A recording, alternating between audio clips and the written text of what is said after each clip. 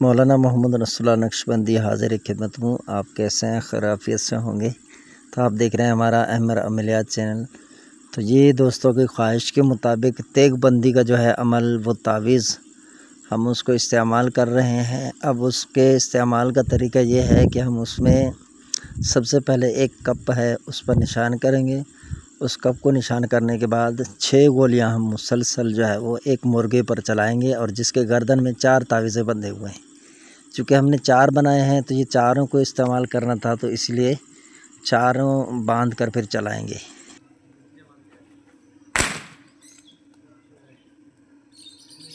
इस अमल को देखने के बाद यकीनन हर बंदा यही ख्वाहिश करेगा कि हम भी ये अमल करें। ये आसान अमल नहीं होता, इसके लिए कुछ लवाज़मात होते हैं। उसको बंदा जब करता है तो फिर उसके बाद इस तरह के तावीज़ काम करते हैं। तो इसमें बहुत सारी चीज़ें हैं। सबसे पहले तैयारी करना होता है और ये हर काम वही कर सकता है जो बंदा सही से इन चीज़ों को जानता हो, लेकिन हर आयरा गैरा जो है इसमें वो कामयाबी नहीं हासिल कर सकता। तो आपने देखा इसको कुछ नहीं हुआ, 6 हमने गोलियां इसको मुसलसल लगाई हैं।